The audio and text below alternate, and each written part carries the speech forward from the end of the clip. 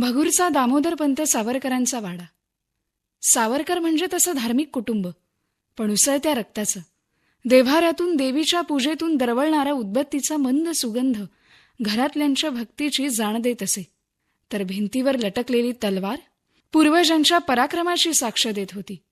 याच संस्कारात 7-8 वर्षाचा विनायक आकार घेत होता. अनशातच एक दिवस चाफेकर बंधूंना फाशीवर लटकवणार ही बातमी वाचली. ही देशभक्ती पुढे चाललीच पाहिजे, राजकर्त्यांना धडा शिकवलाच पाहिजे. भिंतीवरची तलवार बोटावर चालवली, देवीवर रक्ताचा अभिषेक करीत प्रतिज्ञा केली की मी या स्वातंत्र्यासाठी पेटलेल्या होमकुंडात स्वतःच्या प्राणांची आहुती घालण्यास मागे राहणार नाही. त्या क्षणाला त्या 7-8 वर्षांच्या विनायकात राष्ट्रप्रेम उफाळून आलं होतं. भारताला स्वातंत्र्य मिळवून देणं हे देवाच्या साक्षीनं ठरून गेलं नव्हे, तर त्याचं ध्येय हाच त्याचा देव झाला आणि त्याने इतिहास घडवला. देश स्वतंत्र झाल्यानंतर 10 वर्षांनी सावरकरांचं पुण्यात व्याख्यान झालं. त्या व्याख्यानात सावरकर चिडून म्हणाले की हे सरकार जर शाळांमधून पुढच्या तरुण पिढीला खरा इतिहास शिकवणार नसतील, तर मला आता बाह्य शिक्षा घेऊन या मुलांना, या तरुणांना भारताचा खरा इतिहास शिकवावा लागेल.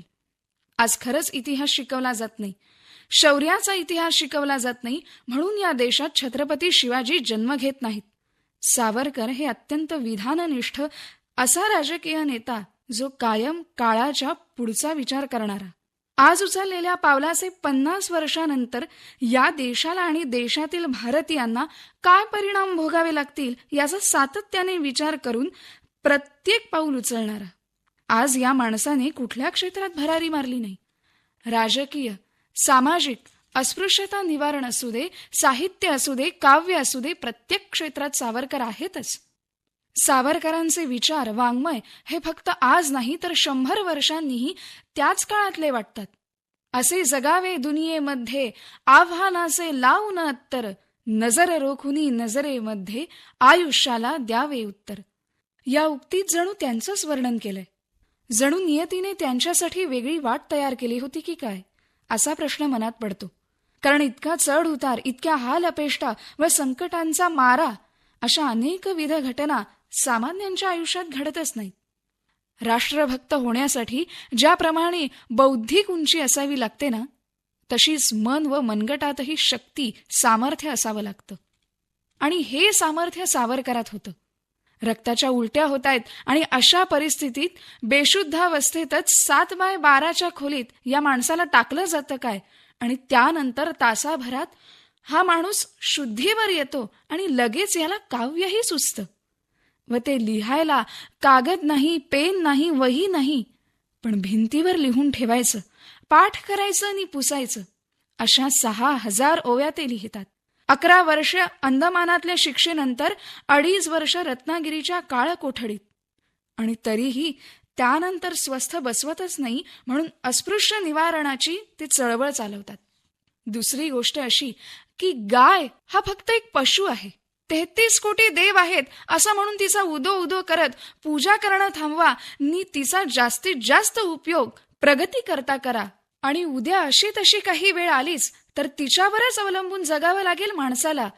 असे विचार ऐकवताना सावरकरांच्या विचारातला धगधगतेपणा जाणवतो.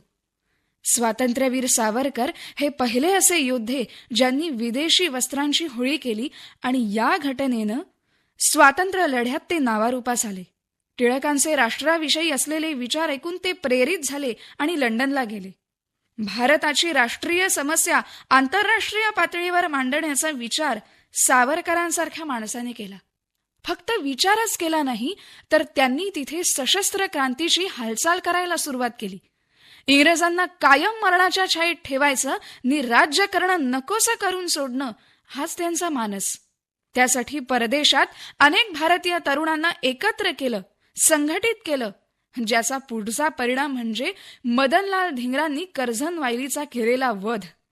इतकंच नाही तर त्यांनी स्वतः बॉम्ब तयार करण्याचं प्रशिक्षणही अवगत केलं.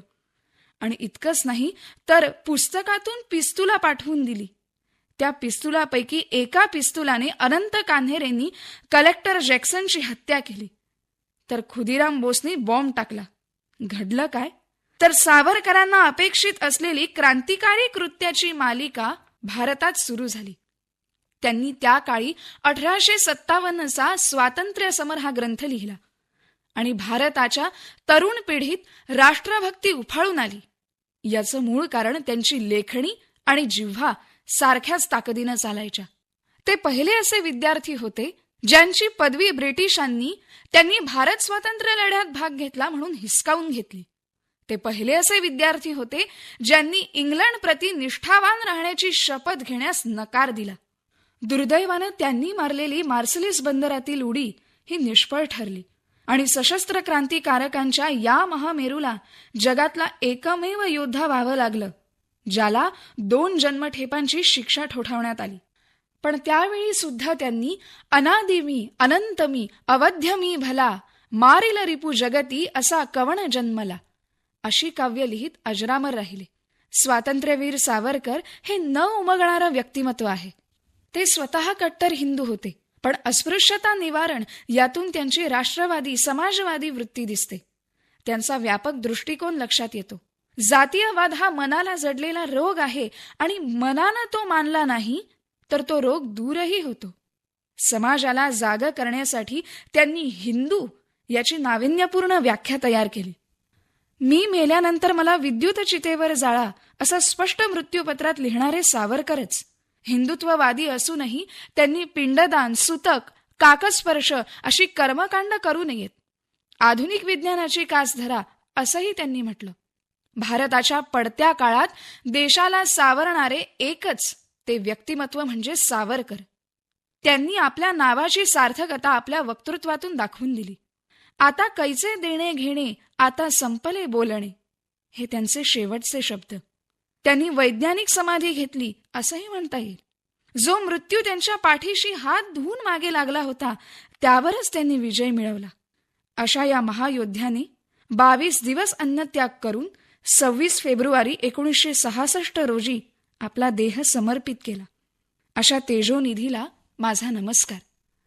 झाले बहु होतील बहु, झाले बहु होतील बहु, परंतु या समहा